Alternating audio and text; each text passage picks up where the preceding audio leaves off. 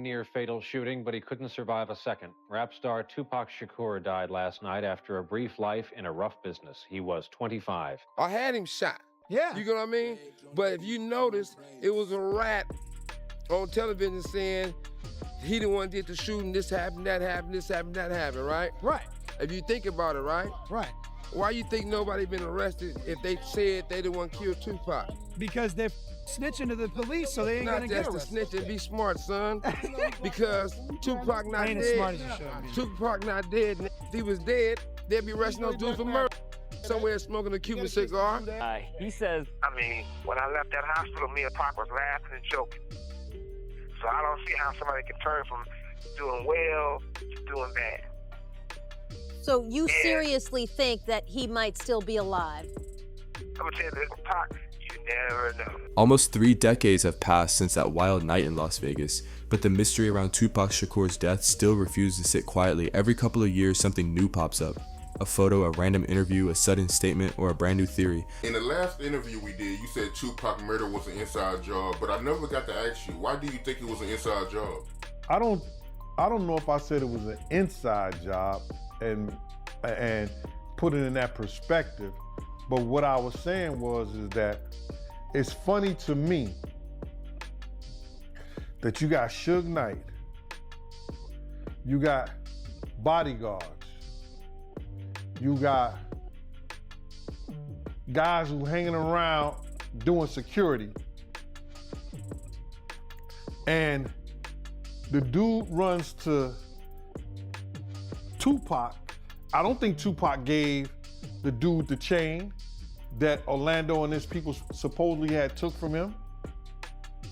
I think if it came from anybody, it came from Suge Knight or somebody in the office.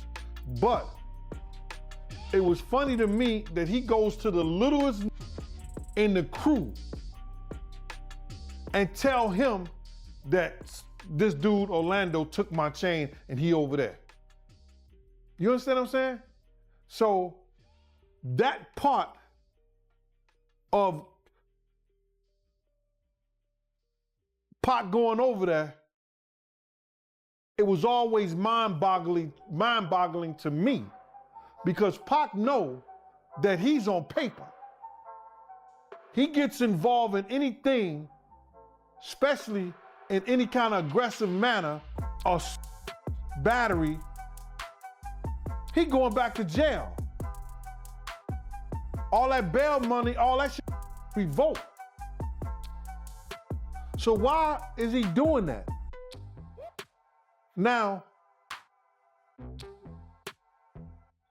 we all heard, even from Pac's camp, that there's some wrongdoings with his money and things that's going on. So, who would have the biggest loss? Who would lose the most? And Pac finding out his money is missing, or he didn't get the paper he was supposed to. It had to be somebody in their camp that would lose. Somebody who had the avenue that they could steal, that they could take. What you think about Trayvon Lane? He said that he didn't tell Tupac to jump on Orlando. He said that Tupac did that on his own. Tupac ran over there after he got out and went in his ear, right? Speaks for itself. Why he tell Pac that? Why ain't tell Suge? Why ain't tell one of the other bodyguards? Why ain't tell one of the street dudes?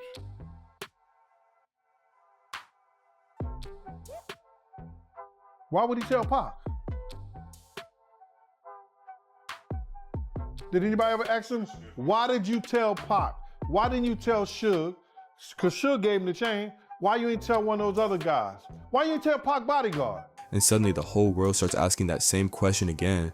What really went down with Tupac Shakur on September 7th, 1996?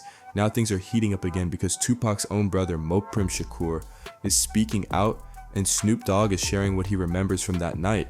Mopreme isn't buying the official story at all, not even a little bit. He believes there was something deeper going on behind the scenes, something the public was never told, and something bigger than just a drive-by shooting. And with Diddy's recent legal problems stirring up old suspicions, people are starting to re-examine the case with brand new eyes. But before diving into these fresh, You said that the same people that was trying to kill Puffy are the same people that was trying to kill Suge. What makes you say that? Because if Suge said that Rafael Perez and David Mack was trying to kill him, those are the same people that was trying to kill Big. Because David Mack and Rafael Perez was seen at the scene. They got pictures of them at the scene. Rafael Perez was picking up bullets at the scene.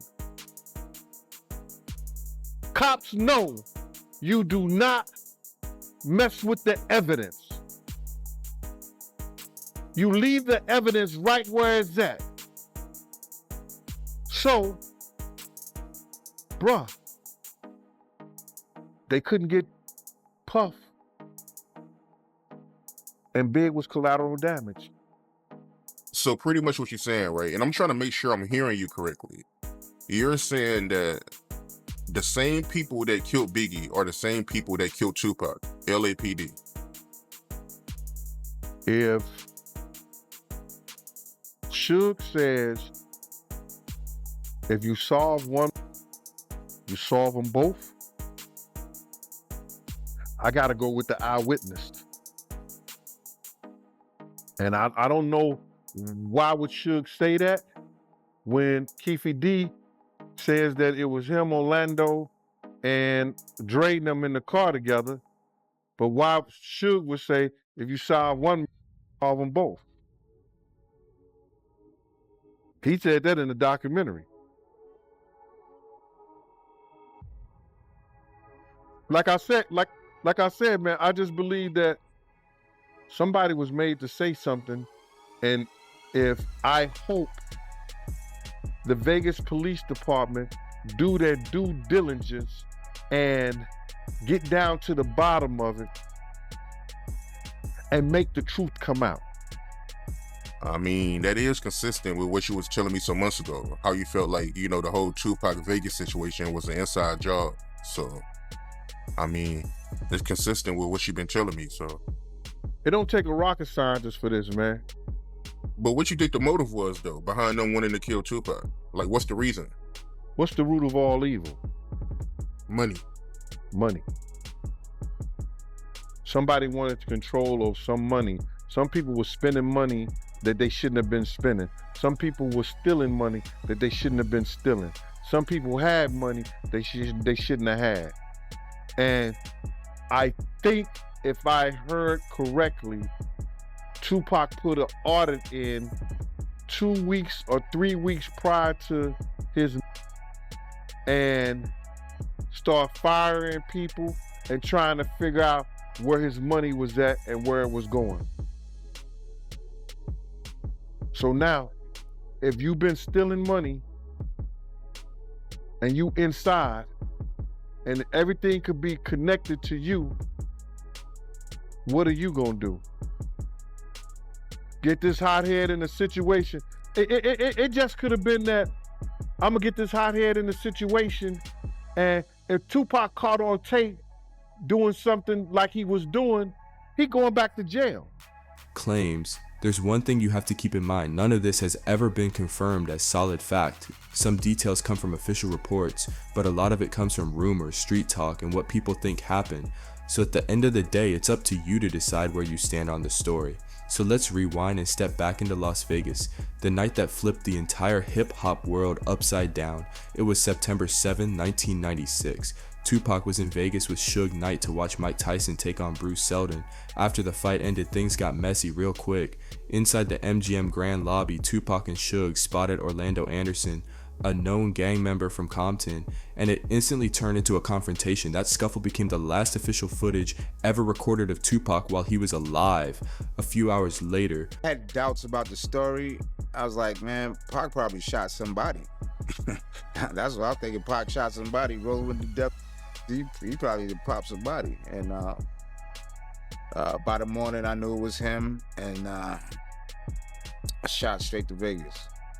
So when you got to the hospital, how was that like? Because I heard that Pac, he was getting death threats when he was at the hospital. Like, people was calling up to the hospital making threats. Yeah, it was very intense. A lot of emotions. People were sad. Death threats. But we try to form some security detail, at least around the floor, around his room, because they had him on the first floor. But so me, Brother Watani, Storm, a few others, we try to secure the area, do as much as we can. Yeah, I heard a lot of people was mad about that, man. I heard Gaddafi, he was real mad about Pac being on the first floor. Yeah, Thug in Peace, my little brother Gaddafi, yeah. Yeah, he was one of them. He was down with us. Yeah, we were pissed off. I'm like, this is an assassination attempt, right? And y'all got him on the first floor near a window. You know what I mean? It's not rocket science. You know what I mean? So we if they ain't going, it was like, if he can't be moved, then we got to lock it down. When you was at the hospital, right, how was Tupac condition? Because you got so many conflicting stories, right? You got some people that say that, Tupac was moving in the hospital. He was, talking in the hospital. But you being there, from your point of view, how was Tupac condition? By the time I got there, remember, I was coming from LA. So by the time I got there, he had tubes in his throat, in his nose, in his mouth.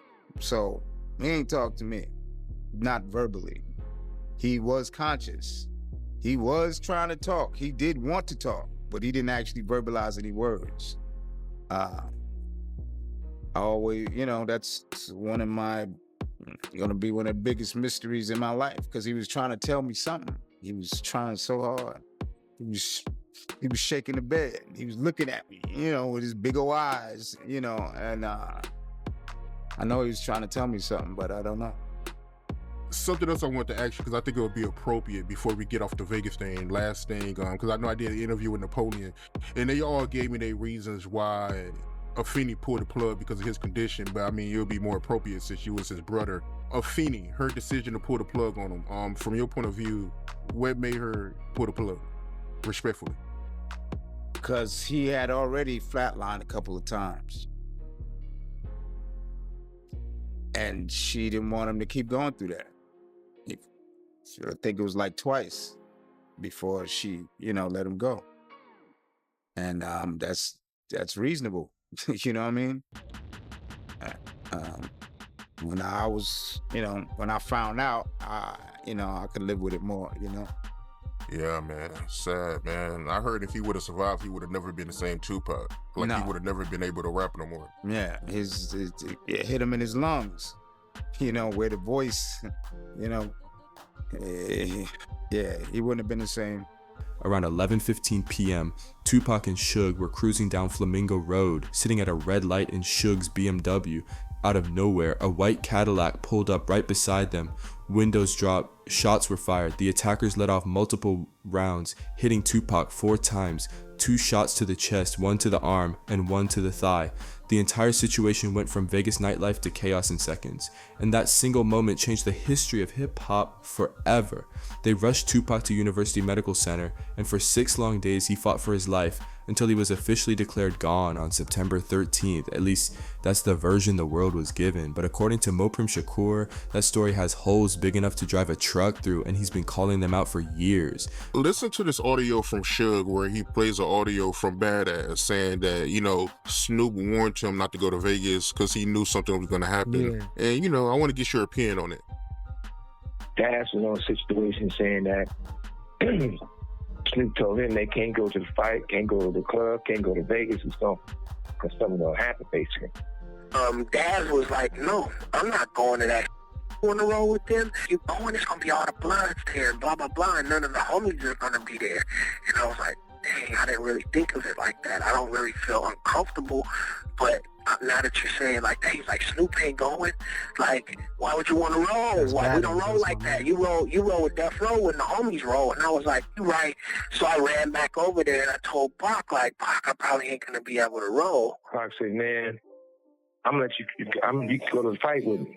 So Pac was like, you can go to the fight with me. After the fight, we going to the club. He said that Daz told him, well, you can't go, something's gonna happen, basically Pac or me, whoever. If you go, it's gonna...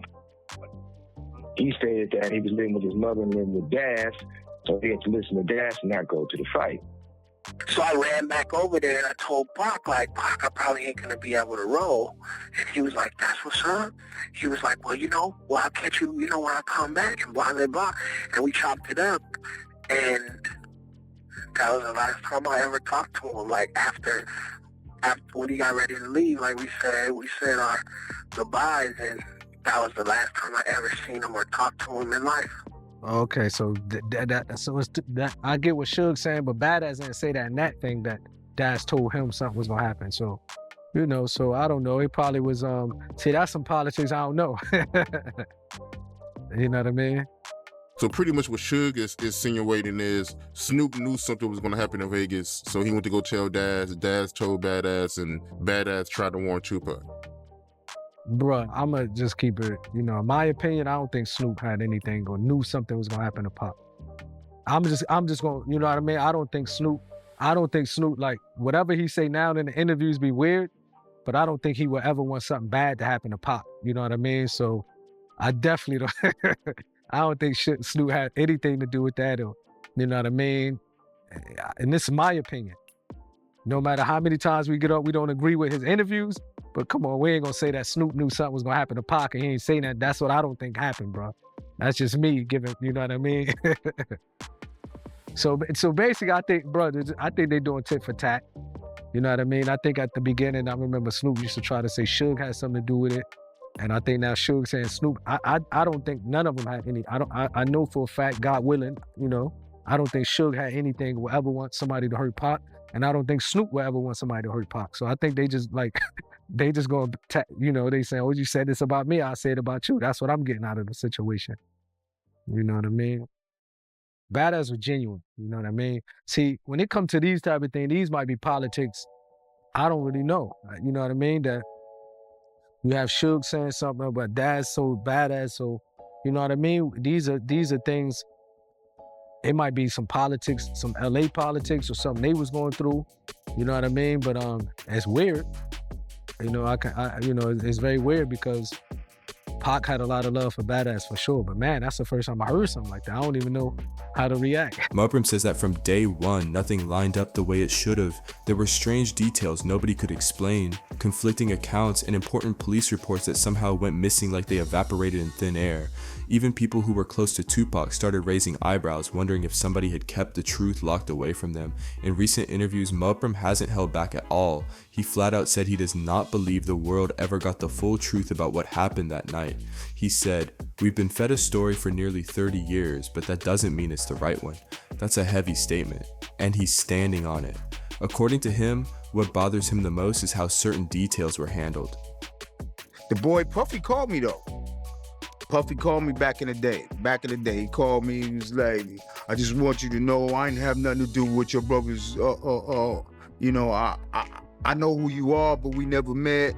And I just want to call you man to man, let you know that I ain't have nothing to do with your brother's death." Now, why was he calling me, reaching out to me? Because LA Times had just dropped, it was in the early 2000s, LA Times had just dropped an article in the newspaper implicating him as well. I told him I appreciate the call, but the truth is yet to come out, so we gonna see. And I remember that article, man. And the guy that wrote that article, he actually did a few Tupac interviews when Tupac was still living. So, yeah, that's crazy, man. So Puffy, he called you trying to plead his innocence. Well, him and I think him and C's was on the radio out here, and Big Boy, shout out to Big Boy. He hit me up, He was like, yo, man, you know, Puffy, see, they want to talk to you about the whole situation about your brother. And, you know, especially back then, I wanted all the information I could get. And I heard what he said, but, you know, this chaotic. Ain't know which way to go until you find out more information. And yeah, that was the early 2000s. Did Little C say anything to you? Not that I recall. Yeah, that sounds like a guy that's guilty, man. Him calling you trying to plead his innocence. Yeah, man, you know, he could have been trying to cover his ass, or he could have been sincere. We gonna see. It's just too many attachments to Diddy, man. At some point, you got to start looking like, yo, what's going on? I mean, when Tupac got shot at Quad, you know, they was talking about Diddy. When Tupac got killed in Vegas, they was talking about Diddy. At some point, man, you got to start looking at them like, yo, what's going on, yo? Yeah, and you know, you got people like, you know, Kading is out, you know, doing interviews and talking about, you know, it be feeling like he got sympathy for Puffy because he was scared. Yeah, he was scared. Yes, I agree. I do agree that he was probably terrified for his life. So if that is the case, it's also quite feasible that he put up money to get Pac killed. You know what I mean? So, yeah, that's weird. But we gonna see. Time will tell. And on top of it, he had his own problems with Suge, you know, before Pac. So, yeah, I get it. You should be scared, you know. Or ignored. He pointed out the lack of proper follow-up from law enforcement, how suspiciously fast the investigation went cold, and how people acted like the case was wrapped before anyone even dug into it. Then Mopreme dropped a bomb. He revealed that back in 2008, Diddy actually called the Shakur family personally, trying to assure them that he had nothing to do with Tupac's death, but Mopreme wasn't convinced at all. He said something about that phone call felt strange, like Diddy was trying to distance himself before anybody even put his name into the conversation. That kind of timing raises questions, big ones. Fast forward to now, and things are getting even more intense. Diddy is currently facing federal racketeering charges, and reports are saying his name pops up 47 times in secret police recordings connected to Tupac's case. Nothing has been proven yet, but the timing is wild enough that people are starting to wonder if there's way more to this story than anyone expected. If I know who killed Tupac, and not saying Tupac dead or alive, but I'm saying if I ask me if I know who killed Tupac, I'm gonna say, hey, absolutely not. Yeah. You know what I mean? No. I don't get down like that. One thing people gotta realize, it's mother born and raised out here. Yeah. You both suspect the mother who live out here. Yeah. Because right now we got a lot of out-of-towners living out here, and they ain't saying nothing about it. Yeah, exactly. You'll have a 90 mother walk down the street and said, Suge Knight killed Tupac. When everybody know off the top, I ain't the nigga killed Tupac, I'm the nigga protecting Tupac. Yeah. But at the same time, bitch-ass Puffy can give him a mother star, and every rat in the world said he didn't want to kill Tupac. Yeah. Or had him shot. Yeah. You know what I mean? But if you notice, it was a rat on television saying he the one did the shooting, this happened, that happened, this happened, that happened, right? Right. If you think about it, right? Right. Why you think nobody been arrested if they said they didn't want to kill Tupac? Because they're snitching to the police, so they ain't gonna Not get just to arrested. snitch and be smart, son. Because Tupac not I ain't as smart dead. as you showed me. Tupac not dead. If he was dead, they'd be arresting those dudes for murder. You know he's somewhere smoking a Cuban cigar. Mopreme has a theory. He believes the truth has always been hiding in plain sight, but covered up by people with power, influence, and money. The kind of people who can make problems disappear with a phone call. And then there's Snoop Dogg. Snoop has always been careful when talking about Tupac's passing. They were label mates under Death Row Records, and even though they had their ups and downs, Snoop never denied how deep their bond ran. In older interviews, Snoop talked about visiting Tupac in the hospital after the shooting. He said that when he walked in and saw him, he could barely recognize the friend he knew. But what really caught people's attention recently is Snoop's new tone when speaking about that night. Instead of repeating the same story he always told, Snoop hinted that a lot of things behind the scenes didn't make sense. He said the security arrangements that night were off, the protection around Tupac was unusually light, and even the police response felt slower than what you would expect in a high-profile attack. Snoop didn't claim Tupac survived, Russ. He never said that. But the way he spoke made people start asking questions again. His words gave new life to the mystery, pushing folks to look closer at what really happened and who might have been involved. Was the shooting just a random moment of chaos, or was it part of something bigger, something carefully set in motion behind the scenes? When you put Snoop's quiet doubts together with Mopreme's blunt statements, it becomes clear that even the people who were closest to Tupac still feel like the story they were given doesn't add up, and they still don't have real closure. This is where everything gets messy, because this is the part of the story that has kept investigators, fans, and insiders arguing for almost 30 years. For decades, whispers have linked Diddy to the situation surrounding Tupac's shooting. Again, these are allegations, not confirmed facts, but they followed him since the 90s. Now that Diddy is facing multiple federal investigations tied to racketeering and organized crime, those old theories are storming back into the conversation. Reports claim investigators found tapes and files inside police archives where Diddy's name was mentioned in connection with the shooting. That alone has people raising eyebrows. What really turned the heat up was Keffi D, the man recently charged in Tupac's shooting, claiming years ago that Diddy supposedly offered money to target both Tupac and Suge Knight. Those statements are still being picked apart by lawyers and investigators, but they reopened the debate about whether the East Coast-West Coast feud was ever really about music, or if it was covering something way more serious. For years, Diddy denied having anything to do with any of this, but now with investigators reviewing new material, Mopreme, Shakur, and a huge number of fans are wondering if some truth has been hiding underneath the noise this whole time. Then come the inconsistencies, the cold details that refuse to go away. The official coroner's report listed Tupac's height and weight wrong. Last time you saw him, and where was you the day he was shot in Vegas? Wow, the last time I saw him, he was laying in the bed, holding on to his last breath. Man. Well, I had seen him before that because we left New York. We had just left New York. I had got off the radio station with Angie Martinez, and that's when me and him like clashed, because she asked me on the air, how do you feel about Puffy and Biggie? And I said what I felt. Them my homeboys, I love them. When I got back to the hotel, it was a whole nother atmosphere. Like, he sent his homeboy up to get the bud from me as opposed to him coming to get it. Muta came and got the bud. Pac wants some bud. Hold on. Tell him to come up here. He ain't coming up here. Give me the bud. I'm going to take it to him. So I felt funny. And then my uncle said something about, they downstairs talking and blah, blah, blah. So when we got on the plane to go back to LA the next day, Suge didn't let none of my security ride with me. I had to ride on the plane with him, his homies, and Pac. And it was the most uncomfortable ride I ever had in my life, because my nigga nothing to me the whole ride. And that's a 5-hour flight on a private plane. Yeah. So I walk up to him like maybe 3 hours into the flight, sit next to him, like, you going to Vegas, cuz? He turned on me like this, start talking to somebody else. So I'm like, all right. So I go in the back, put the blanket on my head, knife in my hand, fork in my hand, and just sleep the rest of the ride. Because I feel like they finna try to do something to me. So when I get off the plane, we land, he walk out, I got a Rolls Royce, he got a Rolls Royce. He walked down the steps, I walk down the steps. We meet right here. I'm like, cuz, you going to Vegas? He do me like this. Went his way and he went my way. Next time I get a call, he's like, turn on the news, cuz. I'm at Warren G house. We turn on the news, see yellow tape, Suge BMW. Call Suge, he like, yeah, they white people, come on out here now. Drive out there, I see him in the bed, laid up, no words, no conversation. I see Jesse Jackson, his mama.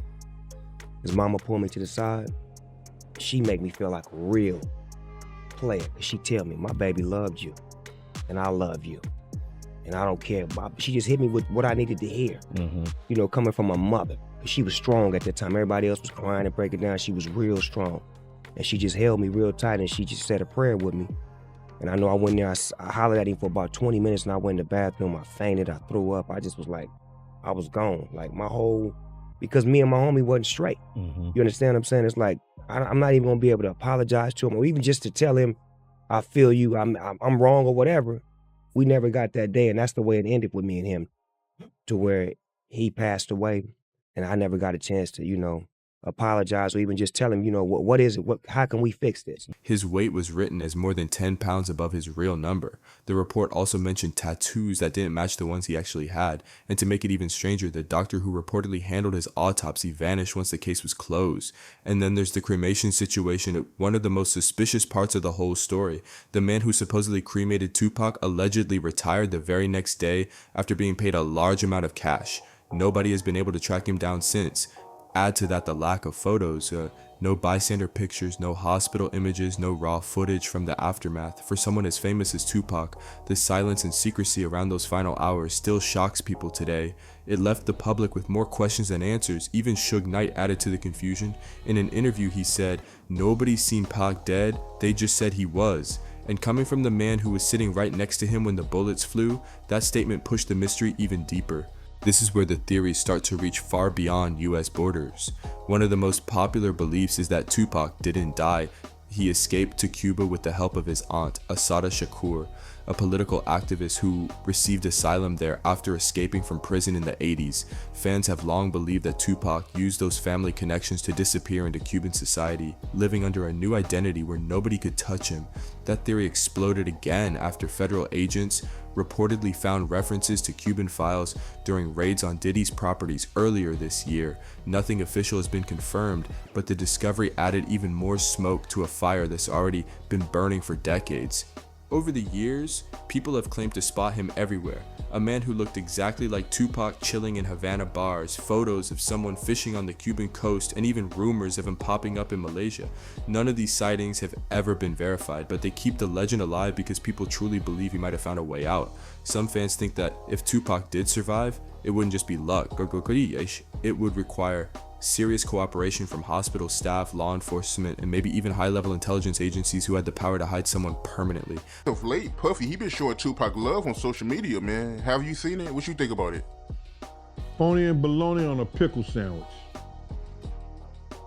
You want me to say it again? Huh? It's phonier than bologna on a pickle sandwich.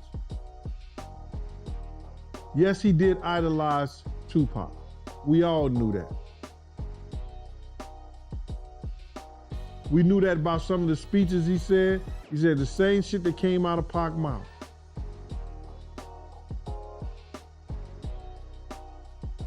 But he didn't like him. If you ain't like that life, how you gonna love him in his death? Oh, you glad to see it now. All right, okay. That's a very strong word to use, man. So you feel like Puffy, he idolized Tupac, and you really believe that? Yeah, he idolized that dude. You gonna go and make it your business, I don't know, to sleep with every chick that he slept with? Or maybe the chicks was just making the rounds. I don't know. But he made it his business to sleep with every chick that Pac was sleeping with?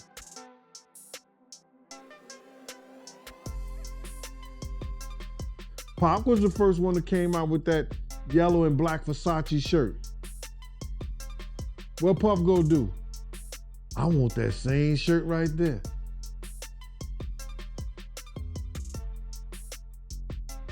So you feel like Puffy, getting with some of the same females that Tupac got with, like Sally Richardson and Sarah Chapman, you think he only got with them because Tupac had them? That's the only reason why he got with them? It probably was inspired because they was fine, but it put a plus on it because Pac had them. Whether or not any of that is true, one thing is clear. The world still feels like the full truth has never been told. A cover-up that big would mean layers of power, silence, and people working together to keep the truth locked away. And that's why the story scares people even now. But even with all the rumors and theories out there, Mopreme, Shakur, and the people closest to the family never once stood up and said Tupac is alive. What they've always insisted is simple. The truth about what happened has never been fully told, and someone out there still knows more than they're admitting. To understand why so many believe Tupac might have faked his own passing, you have to look at the man's own art. Just before everything went down, Tupac dropped his final album under the name Machiavelli, a direct nod to Niccolo Machiavelli, the Italian thinker who literally wrote about faking your own death to outsmart your enemies. That wasn't an accident. Tupac was intentional with everything he did. On the album cover, he was shown crucified, a bold symbol of death and resurrection. Inside the music, fans found what they believed were hidden messages. Lines about escaping danger, coming back after 7 days, and living forever through legacy. Even the full title, The Don Killuminati, the 7-Day Theory, added more smoke to the fire. Tupac reportedly finished the entire album in only 7 days, which fans tied to biblical symbolism about rebirth. Some people took all these clues as proof that Tupac didn't just see danger coming, he planned for it. Others say it was simply a genius artist expressing fear, pressure, and mortality the way he always did, through poetry, metaphors, and raw emotion. But whether it was a blueprint or just brilliant storytelling, the Machiavelli symbolism became the heartbeat of every theory that followed. And no matter where you stand on the debate, one thing can't be denied. Tupac's story has lived longer, louder, and stronger than almost anyone from his generation. His influence is everywhere. Music, fashion, activism, the streets, the culture, the conversations. Whether people think he left too soon or slipped into a new life somewhere else, the mystery itself has kept his name immortal. Every new generation meets Tupac not just as a rapper, but as a symbol, someone who stood for truth, resistance, and courage when it mattered most.